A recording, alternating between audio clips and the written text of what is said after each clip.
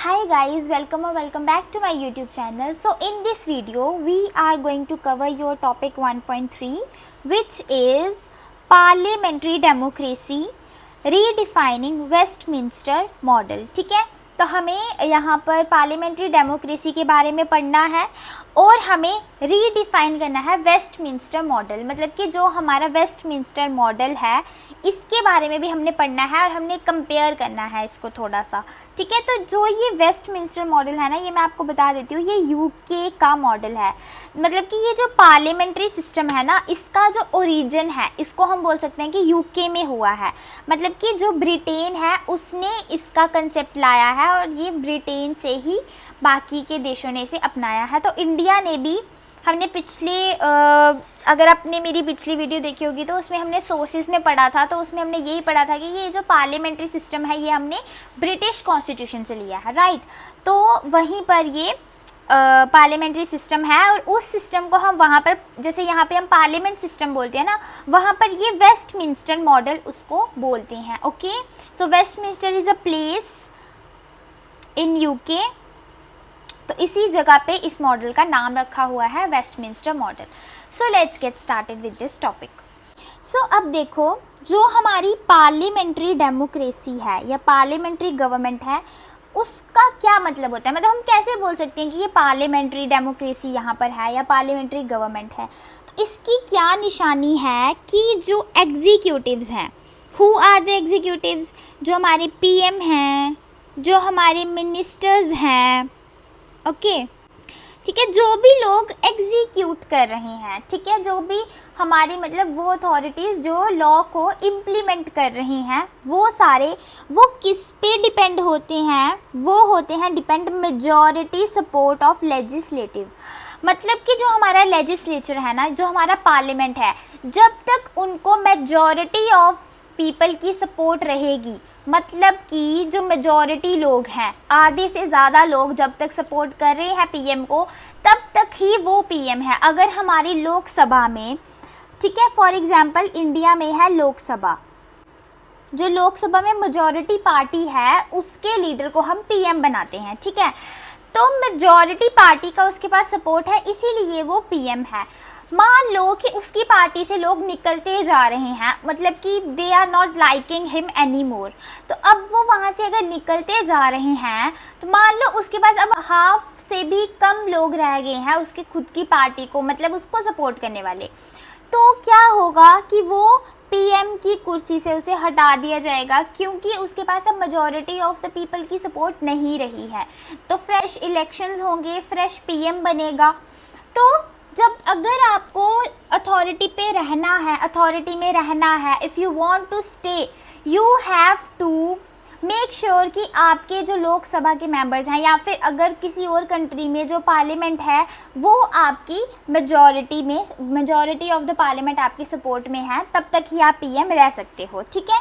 तो इसी चीज़ को हम देख के बोल सकते हैं कि यहाँ पे पार्लियामेंट्री गवर्नमेंट है या पार्लियामेंट्री डेमोक्रेसी है। और क्या होता है, एक पार्लियामेंट्री डेमोक्रेसी में जो हेड होता है गवर्नमेंट का, वो होता है प्राइम मिनिस्टर, ठीक है, और इसे हम बोलते हैं रियल एग्जीक्यूटिव।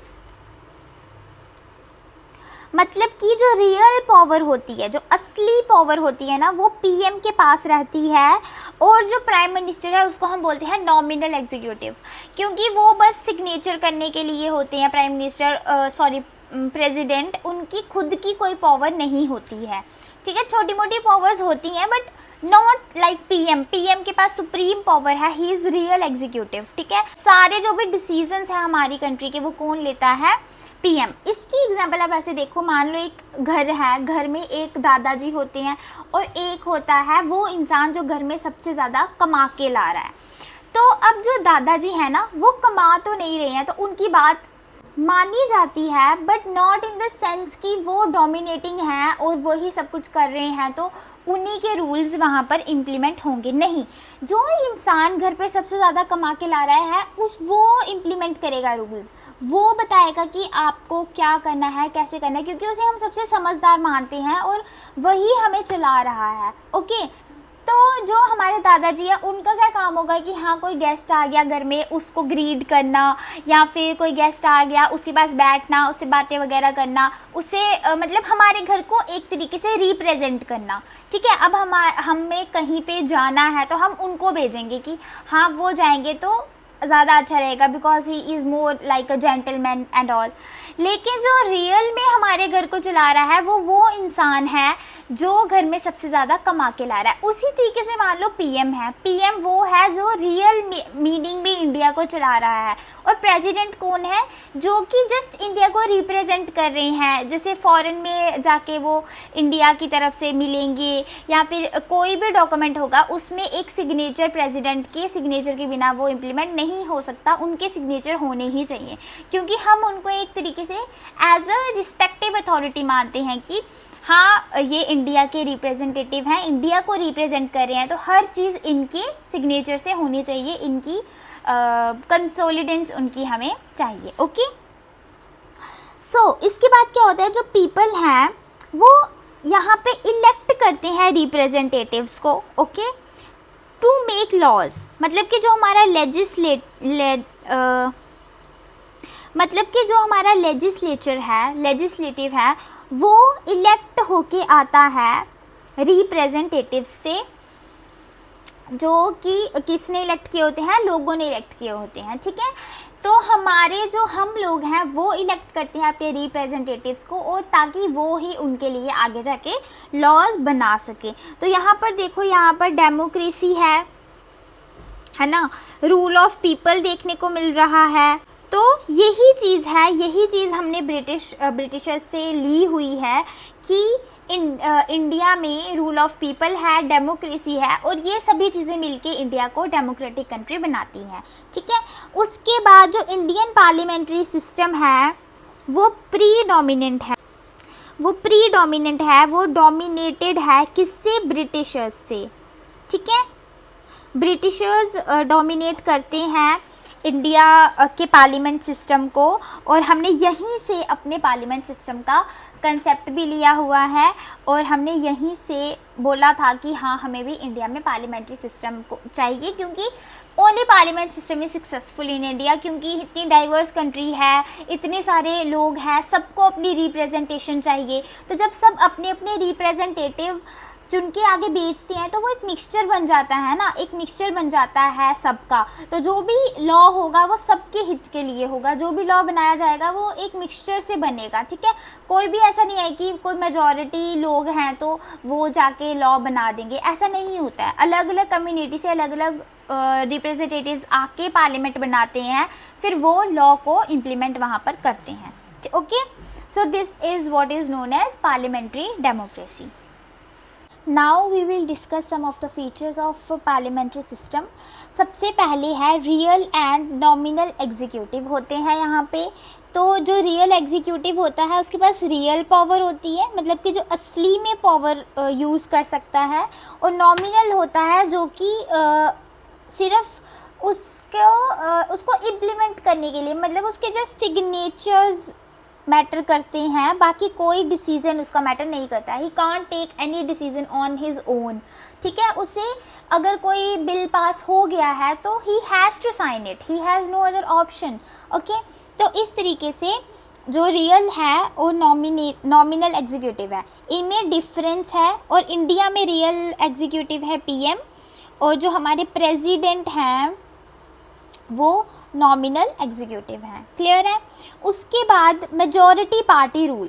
जो मेजॉरिटी पार्टी होती है, मतलब कि जो हमारे सारे रिप्रेजेंटेटिव्स इलेक्ट होके आते हैं, ठीक है, इसमें से जो रिप्रेजेंटेटिव सबसे ज़्यादा किसी एक पार्टी को बिलोंग करते होंगे उसका जो लीडर होगा वो रूल करेगा।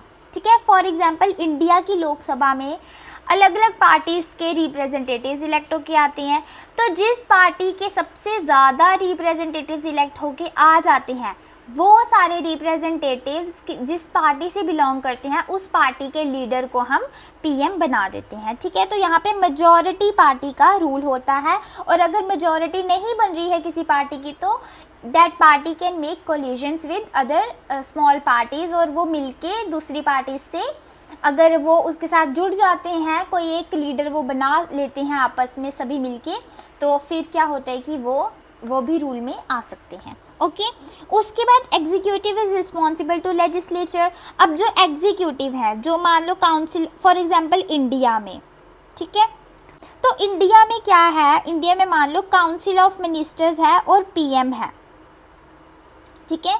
इन India we have council of minister headed by PM. तो ये जो है ये रिस्पॉन्सिबल है, मतलब कि इनको रिस्पॉन्स करना पड़ता है हमारी पार्लियामेंट को। पार्लियामेंट के जो मेंबर्स हैं वो इनको क्वेश्चन कर सकते हैं, they can question them in the sessions.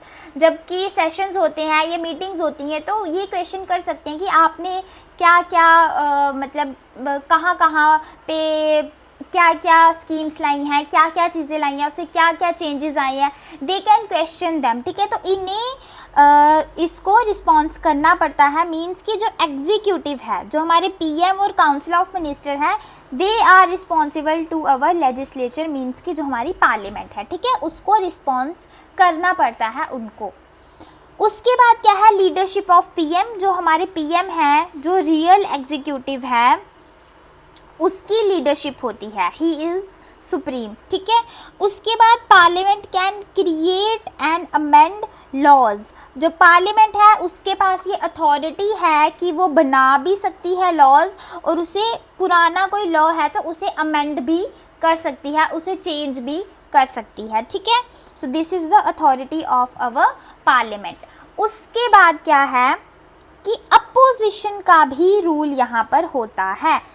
जब हम इलेक्ट करते हैं अपने रिप्रेजेंटेटिव्स, मान लो लोकसभा में जब इलेक्शंस हुए, मेजॉरिटी पार्टी का लीडर रूल करेगा, लेकिन मेजॉरिटी को साइड पे रख के ये मेजॉरिटी होगी तो बाकी के जो लोग हैं दूसरी पार्टीज़ के, अपोजिशन पार्टीज़ के भी तो वहाँ पे आए हैं ना, तो पार्लियामेंट में तो सभी के सभी होंगे। पार्लियामेंट में तो सिर्फ मेजॉरिटी पार्टी के लीडर्स नहीं होंगे, वो तो अपोजिशन के भी वहाँ पे मिनिस्टर्स हैं, वो भी पार्लियामेंट के मेंबर हैं। तो वहाँ पर क्या होता है, एक बैलेंस रहता है। जो अपोजिशन है वो क्वेश्चन कर सकती है रूलिंग पार्टी को, या फिर उसको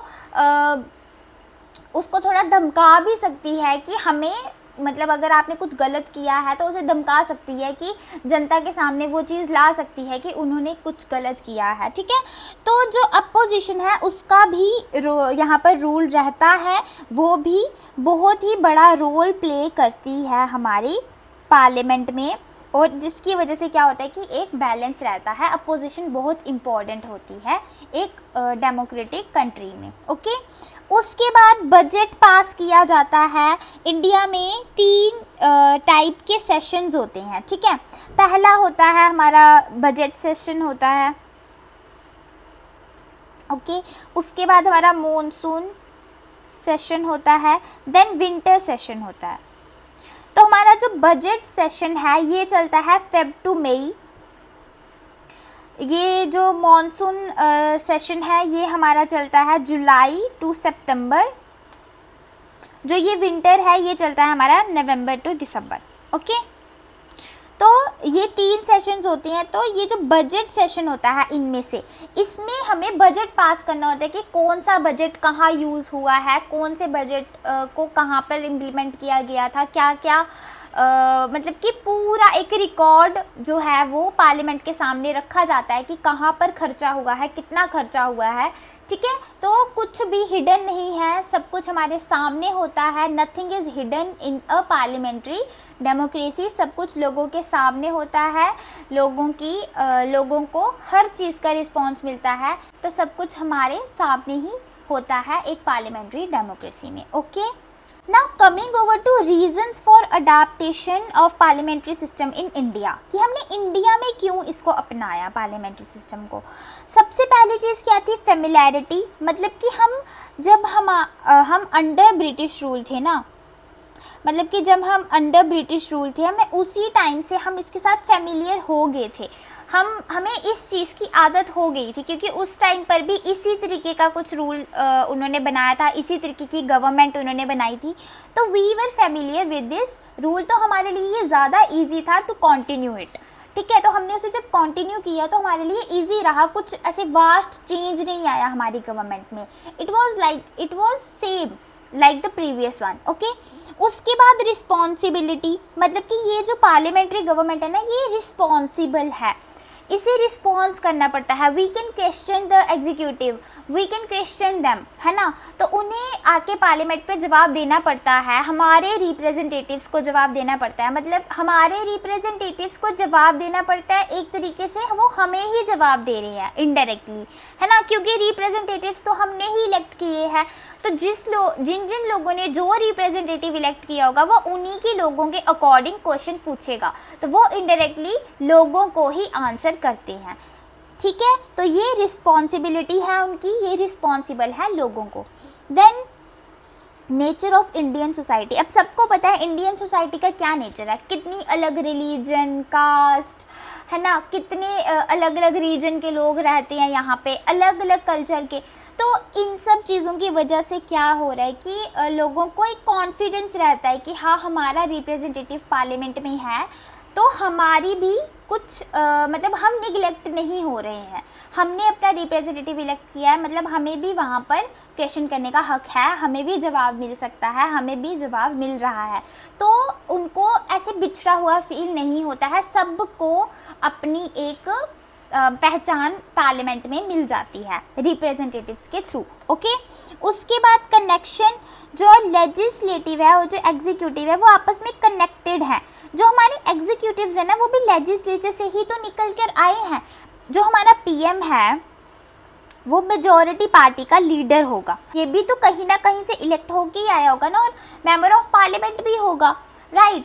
उसके बाद जो हमारे काउंसिल ऑफ मिनिस्टर्स हैं जिसे पीएम चुनते हैं, कौन कौन रहेंगे, ये भी तो पार्लियामेंट के भी तो मेंबर्स हैं ना, तो वहीं से उनको पार्लियामेंट से ही चुना हुआ है। So they are also member of parliament and they are also executive. So ये चीज़ें कनेक्टेड है आपस में, मतलब हमने एग्जीक्यूटिव्स भी उन्हीं लोगों को बनाया है जो कि इलेक्ट होके आए हैं, जिनको लोगों ने ही चुना है। ठीक है, तो देखा जाए तो ये आपस में कनेक्टेड है। तो इन रीजंस की वजह से हमने इंडिया में पार्लियामेंट्री सिस्टम को चुना था कि पार्लियामेंट्री सिस्टम इंडिया में होना चाहिए। ठीक है, now coming over to Westminster model. तो ये जो वेस्टमिनिस्टर मॉडल है ना, ये यूके का मॉडल है। And why are we studying this, क्योंकि जो इंडिया है, इंडिया ने भी यहीं से इंस्पायर होकर अपना पार्लियामेंट्री सिस्टम अपनाया है। ठीक है, तो यहीं से इंस्पायर होकर हमने अपना पार्लियामेंट्री सिस्टम अपनाया है, तो हमें थोड़ा सा इसके बारे में भी पता होना ही चाहिए कि वहाँ पर क्या था जिसकी वजह से हमने इसे अपनाया। ठीक है, तो सबसे पहले वेस्टमिंस्टर जो है वो एक जगह है लंदन में, it is a place in London, जहाँ पर यूके का पार्लियामेंट इस्टेब्लिश्ड है। ठीक है, यूके का पार्लियामेंट कहाँ पर इस्टेब्लिश्ड है, वेस्टमिंस्टर में इस्टेब्लिश्ड है, और इसीलिए हम इसे वेस्टमिंस्टर मॉडल भी कहते हैं because of that place. Okay, उसके बाद दूसरी चीज़ क्या है, एक्ट ऑफ यूके सिस्टम। ये जो एक्ट था यूके सिस्टम का एक्ट, इसी एक्ट के अकॉर्डिंग वेस्टमिंस्टर मॉडल को इम्प्लीमेंट किया गया, है ना। इसी एक्ट में वेस्टमिंस्टर मॉडल का जो कंसेप्ट था वो दिया गया और फिर उन्होंने इसे इम्प्लीमेंट कर दिया। ओके, और तीसरी चीज़ क्या है कि ये जो वेस्टमिंस्टर मॉडल है ना, ये कंट्रास्ट है, मतलब कि ये कंट्रास्ट खाता है, ये it is conflicting in nature with presidential system of USA और semi presidential system of France. France में जो सेमी प्रेसिडेंशियल सिस्टम है और यूएसए में जो प्रेसिडेंशियल सिस्टम है, इन सिस्टम से ये डिफरेंट है, बिल्कुल अलग है, उल्टा है, इसीलिए ये इनके साथ कंट्रास्टेड है। Okay, it is conflicting in nature with both of these systems. ठीक है, this is what is Westminster model. तो हम इसके ना थोड़े से फीचर्स देख लेते हैं। They are similar to parliament के जो हमने फीचर्स देखे वैसे ही हैं, सेम पार्लियामेंट्री सिस्टम के, बट इसको हम थोड़ा सा ना यूके के कंटेक्स्ट में पढ़ेंगे, यूके के उसमें पढ़ेंगे कि वहाँ पर जो सिस्टम है ना उसको थोड़ा सा उस तरीके से लेंगे, ठीक है। तो फीचर्स सेम ही है, कुछ ज़्यादा डिफरेंट नहीं है, कुछ नहीं है। आपने एक अगर वो वाले फीचर्स पढ़ लिए तो ये वाले आप बस देखोगे तो आपको लर्न हो जाएंगे, ओके। सबसे पहले है ब्रिटिश स्वर्ण, जो है वो हमारे नॉमिनल हेड होते हैं, ओके। जैसे यहाँ पर प्रेसिडेंट नॉमिनल हेड है, वहाँ पर ब्रिटिश स्वर्ण या फिर हम उनको हेड ऑफ द स्टेट भी बोलते हैं। तो ये जो है ये हमारे नॉमिनल एग्जीक्यूटिव रहते हैं, जो कि नॉमिनल रहते हैं, he is not real executive, okay. उसके बाद प्रेजेंस ऑफ अपोजिशन पार्टीज़ भी यहाँ पर प्रेजेंट रहती हैं पार्लियामेंट में, right. Then parliament can be dissolved, parliament dissolve हो सकती है अगर मेजॉरिटी लूज़ कर जाए तो फ्रेश इलेक्शंस कभी भी बुला सकते हैं हम, ठीक है। अगर पार्लियामेंट अपनी मेजॉरिटी खो दे तो हम फ्रेश इलेक्शंस फिर से कभी भी करवा सकते हैं। अगर 5 इयर्स का पीरियड ख़त्म नहीं भी हुआ है तो भी पहले ही उससे इलेक्शंस हो जाएंगी, क्योंकि वो मेजॉरिटी लूज़ कर चुके हैं। उसके बाद ऑल्सो नोन एज कैबिनेट और रिस्पॉन्सिबल गवर्नमेंट, इसे हम पार्लियामेंट्री गवर्नमेंट को हम कैबिनेट गवर्नमेंट या रिस्पॉन्सिबल गवर्नमेंट भी कहते हैं। क्यों? क्योंकि इसमें कैबिनेट बनाई जाती है ना, एक काउंसिल ऑफ मिनिस्टर्स होती है, और उसका भी जो उससे भी जो मेन जो हमारे मिनिस्टर्स होते हैं उनकी एक कैबिनेट बनाई जाती है। और रिस्पॉन्सिबल गवर्नमेंट है, जो एग्जीक्यूटिव्स हैं वो रिस्पॉन्स करते हैं आके लेजिस्लेचर्स को, इसीलिए हम इसे रिस्पॉन्सिबल गवर्नमेंट भी कहते हैं। Then executive branch made up of legislatives, जो एग्जीक्यूटिव ब्रांच है, जो एग्जीक्यूटिव्स हैं, PM ministers, cabinet ministers, council of ministers, ये जो मिनिस्टर्स हैं सारे, ये कहाँ से? लेजिस्लेटिव से ही निकल के आते हैं, और इसी से हम उन्हें भी बनाते हैं, उन्हें भी चुनते हैं, ठीक है। हम नहीं, पीएम चुनते हैं, बट जो भी है वो चुने तो कहाँ से जाते हैं? पार्लियामेंट से ही चुने जाते हैं। देन बाईकैमरलिज्म है, 2 हाउसेज रहते हैं, ओके, जिसमें से एटलीस्ट 1 हाउस को इलेक्ट होना पड़ता है, किससे? डायरेक्ट इलेक्शंस के थ्रू, मतलब कि लोग उसे डायरेक्ट इलेक्ट करते हैं रिप्रेजेंटेटिव्स को, और 2 हाउसेज रहते हैं, ओके। उनका एक फिक्स्ड टाइम पीरियड रहता है, लोग उन्हें इलेक्ट करते हैं रिप्रेजेंटेटिव्स को, and they become the member of parliament. So this was it for this video. We are done with your topic 1.3, जो था हमारा parliamentary system redefining Westminster model. I hope you are clear with both the concepts. Westminster model क्या था और parliament system क्या है, दोनों के features and everything. Okay, so make notes of it, go through it, read it, revise it, अच्छे से करो और अपने अच्छे से एग्ज़ाम्स दे के आओ। All the best for your studies, take care, I will see you soon in my next video. Thank you, bye bye.